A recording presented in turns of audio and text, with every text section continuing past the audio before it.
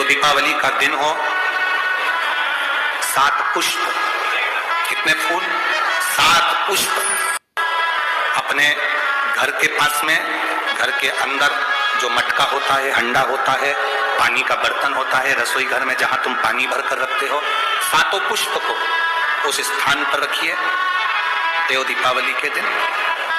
और देव दीपावली के दिन सुबह के समय पर अपने उस हंडे वाली जगह पर रखकर 7 घी के दीप रसोई घर के अंदर प्रज्वलित करिए।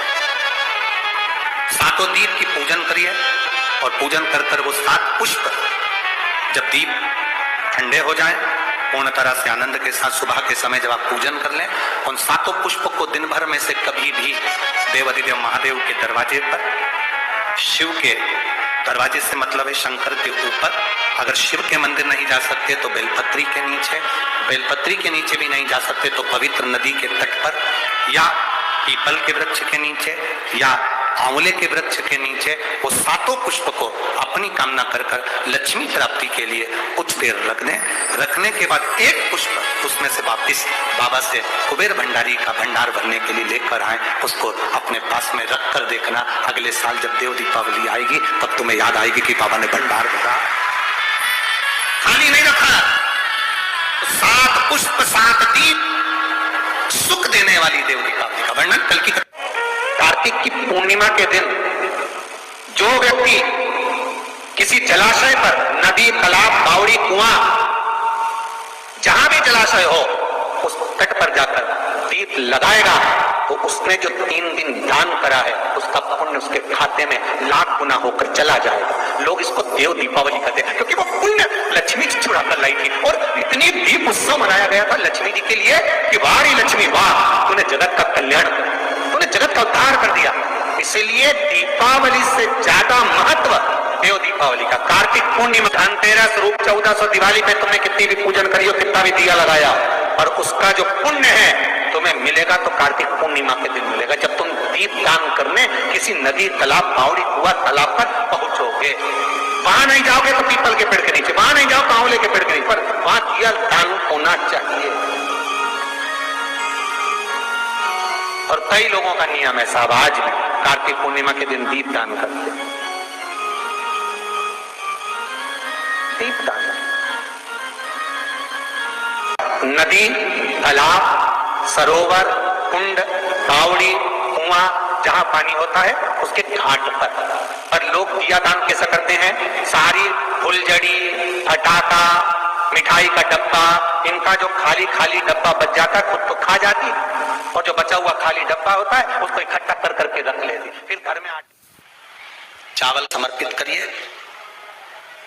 एक बेलपत्र जिसका डंडी का मुख अपनी ओर हो, जहां से चावल चढ़ाया है, उस चावल के ऊपर अपनी कामना कर कर रख दीजिए और चंद्रमौली भगवान का स्मरण करिए। कौन से भगवान?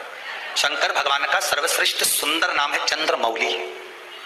चंद्रमौली भगवान का स्मरण करिए, अपनी कामना कर कर बेलपत्र समर्पित कर कर शिव जी पर 1 लोटा पानी, 1 जल पात्र समर्पित करो, कलश से जल चढ़ा दीजिए, नैनों में वो जल लगाकर अपनी कामना कर कर वापिस घर को आइए। अगली शरद पूर्णिमा आएगी, जो कामना करी है मेरा चंद्रमौली भोलेनाथ उसे पूर्ण करेगी।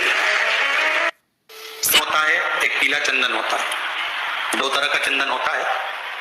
जैसे अगर हफ्ते में 1 बार, कितने समय में जिनके बोलो जरा, हफ्ते में 1 बार प्रयास करा करो कि लाल चंदन का पानी हम शिव जी को समर्पित करें। और लाल चंदन का पानी अगर शंकर जी को समर्पित कर रहे हो तो शिव मंदिर में चढ़ाने के बाद में थोड़ा सा पानी बचा हुआ किसी बेलपत्री के वृक्ष के नीचे समर्पित करो, किसी भी बेलपत्र के वृक्ष के नीचे लाल चंदन का पानी थोड़ा समर्पित। में खासा उत्साह देखने को मिलता है। हर साल ये कार्तिक माह की शुक्ल पक्ष की पूर्णिमा तिथि के दिन मनाई जाती है। ये अयोध्या की दिवाली से ठीक 15 दिन बाद मनाई जाती है। इस दिन काशी के घाटों पर गंगा के किनारे दीप जलाए जाते हैं। यही वजह है कि इसे काशी की दिवाली भी कहा जाता है। आइए जानते हैं कि देव दिवाली कब मनाई जाएगी और इसका शुभ मुहूर्त क्या है। देव दिवाली आने वाली 26 नवंबर को मनाई जाएगी। ये 26 नवंबर 2023 को रविवार के दिन दोपहर को 3:53 से शुरू होगी। फिर 27 नवंबर 2023 को सोमवार के दिन दोपहर 2:45 तक रहेगी।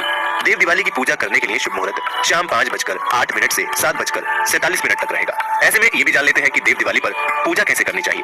तो आपको बता दें, देव दिवाली के दिन सुबह ब्रह्म मुहूर्त में उठकर स्नान करें। किसी पवित्र नदी के घाट पर स्नान करें। अगर आसपास पवित्र नदी नहीं है तो पानी में गंगा जल डालकर स्नान करें। फिर सूर्य देव को तांबे के लोटे से अर्घ दें।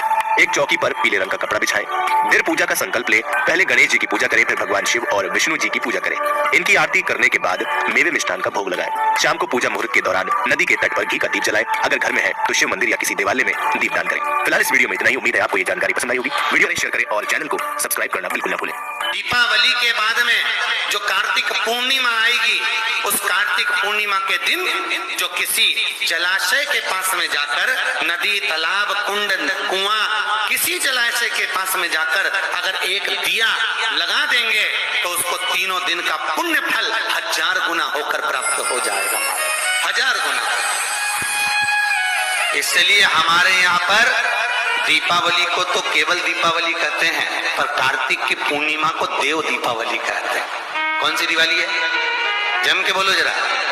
देव दीपावली को जल चढ़ाने के बाद थोड़ा सा बचा हुआ जल, नंदी का एक पांव जो नंदी शिव जी के सामने होता है, उसका एक पांव उठा हुआ होता है, उस पांव के पास में जल समर्पित करने के बाद नंदी के सीधे कान में अपने नेत्र बंद कर कर भगवान नंदीश्वर के कानों में सुयशा का नाम लेकर जो अपनी कामना धीरे से नंदी के कान में कहकर आ जाता है, 3 से 3.5 महीने में उसकी कामना पूर्ण हो जाती है। सुयशा का नाम लेकर नंदीश्वर उसको शिव को समर्पित कर दे।